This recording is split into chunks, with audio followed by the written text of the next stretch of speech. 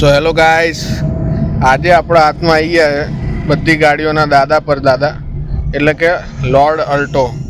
જોઈ શકો છો મોડિફાઈ કરેલી, અંદરનું આખો ઇન્ટિરિયર ચેક કરો, ટેપ અને બધું અંદરનું આખું ટોટલી ઇન્ટિરિયર બદલાયેલું છે. અને આજે અલ્ટો આવી ગઈ છે આપણા હાથમાં.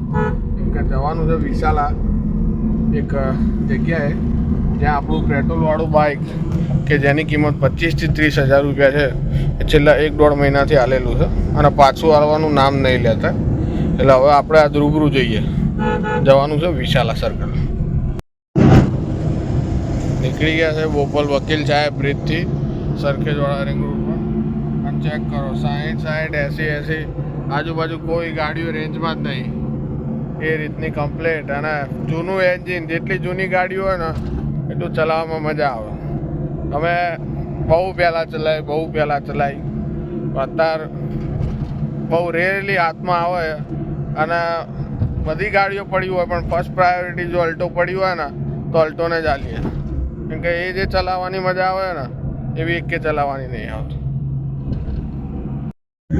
તો ફાઇનલી આપણે નારોલ આવી ગયા છે.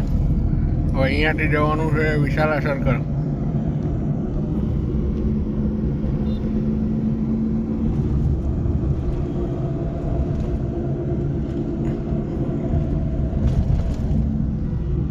સો ફાઇનલી વી રીચ વિશાલા જંકશન.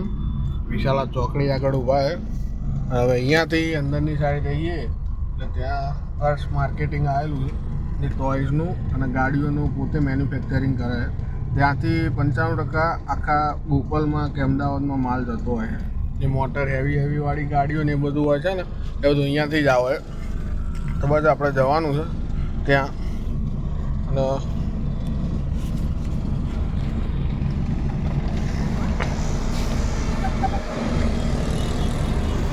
આવી ગયા.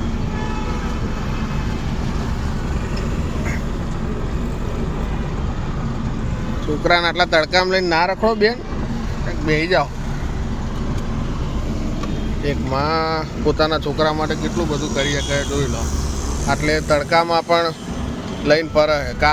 કારણ બસ એટલું જ છે કે સાંજે એને ખવડાવી શકે, બીજું કોઈ કારણ નથી. બહુ સાચું કીધું ભાઈ. इस दुनिया में सबसे बड़ा योद्धा माँ होती है.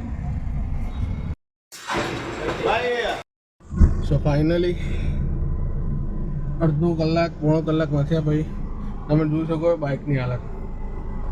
રૂપિયા 25,000 થી 30,000ની વચ્ચેનું પેટ્રોલ બાઇક છે ઓરિજિનલ. જે ગાડીમાં અને બાઇકમાં પુરાય ને એ વાળું પેટ્રોલથી બાઇક ચાલે છે. અને અહીંયા તો આટલામાં જ ક્યાંય મળતું નથી, એક્સપોર્ટ કરાવવું પડે. કરાવ્યું હતું પણ કોઈ કારણોસર બગડી ગયું તો મહિનાથી હાલેલું હતું. અને મહિનાથી પાછું લેવા વખતે વાયદા ઉપર વાયદા આવતા હતા. તો બસ આજે મગજ ગયું એટલે રૂબરૂ આવી અને અડધો કલાક હોધાઈ અને લઈ લીધું બાઇક. તો બસ હવે જવાનું વળી પાછા બોપલ. સો ફાઇનલી રિટર્ન થઈ ગયા છે સરખેજવાળા રોડ થઈ અને હવે જવાનું છે બોપલ. લઈ લીધું છે આપણું બાઇક જે પાછળ પડેલું છે તમે જોઈ શકો. અને બસ હવે જવાનું છે. તો આને એવું જ હતું કે છેલ્લા 1-1.5 મહિનાથી રિપેરિંગ કરવા આવ્યું હતું. અને રિપેરિંગ તો થવાનું જ નહોતું. કેમ કે એને કહી દીધું હતું કે ભાઈ સ્પેર પાર્ટ નહીં મળતા કે ગમે તે વોટ એવર રીઝન આલીને એને કહી દીધું કે ભાઈ નહીં થાય રિપેરિંગ. તો આપણે એને કહી દીધું કે ભાઈ ઓકે વાંધો નહીં. હવે વસ્તુ એવી હતી કે એને કહી દીધું કે ભાઈ રિપેર નહીં થાય. તો આપણે એને એવું કીધું કે ભાઈ કંઈ વાંધો નહીં, રિપેર ના થાય એવી હોય ને તો અમને રિટર્ન મોકલાવી દો.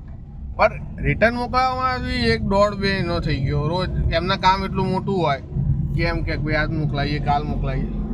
એના કારણે પછી આજે આપણે રૂબરૂ જ જવું પડ્યું કે ભાઈ ના તમે મોકલાવવાની ચિંતા ના લો, અમે આવીશું લે.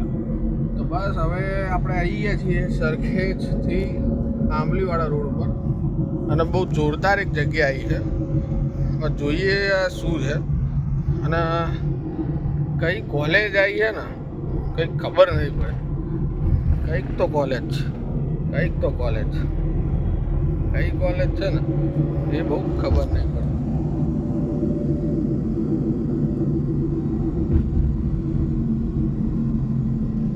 કઈ કોલેજ છે ગાઈસ, કઈ કોલેજ છે?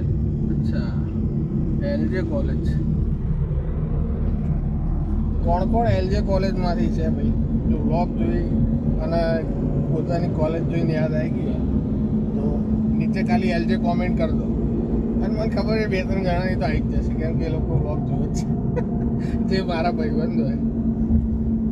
એક તો આવશે જ, તે મને ખબર જ છે, એ બી આપણા ભાઈબંધો જ છે બધા. એન્ડ હવે અહીંયાથી જે આંબલી રોડ ટચ થાય છે ત્યાં નીકળી ગયા છીએ. અને મને એવું હતું કે 5-6 વાગે રિટર્ન આવીશું, પણ અત્યારે હાલ 3:55 થઈ ગઈ છે. આપણે 3 વાગે નીકળ્યા હતા. લોર્ડ અલ્ટો આપણી જોડે હતી, તેના કારણે આપણે 1 કલાકમાં જઈને આવતા રહ્યા. 1 કલાકમાં, જ્યાં મને 6 વાગ્યાની આશા હતી ત્યાં કલાકમાં જ કામ થઈ ગયું અને આવી ગયા. એક હાથથી એટલા સ્મૂથ ગેર છે કે એક હાથથી બી બદલાઈ જાય. તો બસ હવે જવાનું છે બોપલ, અને મે બી કે કાલે જવાનું છે આપણે વોટર પાર્ક. સો આજ સાંજે એની મીટિંગ ભેગી થશે તો ત્યાં બી વ્લોગ કન્ટિન્યુ કરશું. બધા ભાઈબંધોની મજા આવશે. અને કાલે તો વ્લોગ આવવાનો જ છે જોરદાર, આખા બૂમ પડાઈ દે ને એવો વ્લોગ આવશે વોટર પાર્કનો. જોજો કાલે શું મસ્તી થાય. તો બન્યા રહો, સાંજ માટે કંઈક ગોતશું ફરી પાછા મળશું. ચેક કરો ગાઈસ કેવી રીતે પડી પહેલો વ્હીલ્સ ના. જોઈ લો બહારનો લુક. મને એ ખબર નહીં પડતી કે બાઇક હું ચલાવતો હોઉં છું અને આગળ કોઈ બી સાધન કે માણસ આવે તો આ ભાઈ અહીંયા આ રીતે કરે. શું આને હેન્ડબ્રેક કહી શકાય છે? ગાઈસ ફટાફટ કોમેન્ટ કરીને જણાવો. તમારી જોડે આવું ક્યાંક ને ક્યાંક તો થતું જ હશે કે ભાઈ ગાડી હું ચલાવું છું, આગળ કોઈ સાધન કે માણસ આવી ગયો તો આ ભાઈ પાછળથી બૈડો દબાવશે. તો છે હજુ કોમેન્ટ કરો ગાઈસ, તમારી જોડે આવું થતું જ હશે. નવું એક્ટિવા બુક કરાવવા આવી ગયા મુંદેવ ભાઈ, કમિંગ સૂન. કયું એક્ટિવા લેવાનું? આવી ગયા છે અમારા નાનપણના ભાઈબંધ વિજયભાઈ મળો. વિજયભાઈ વન વે જોઈ લો તમે. સરસ સરસ નવું એક્ટિવા, ન્યુ વન એડેડ. હું એક્ટિવા લીધું અને પેટ્રોલ પતી ગયું છે. જોઈ શકો છો હું ધક્કો મારી આલું છું. શું છે 100 ગ્રામ બી પેટ્રોલ આવ્યું નથી અને પેટ્રોલ પતી ગયું. જોઈ શકો હું ધક્કો મારું તારે ચાલે. કેમ યાર અમારી જોડે દર વખતે આવું થાય ગાઈસ? પ્લીઝ કોમેન્ટ કરીને જણાવો. દેવભાઈ કંઈ કહેવા માંગશો?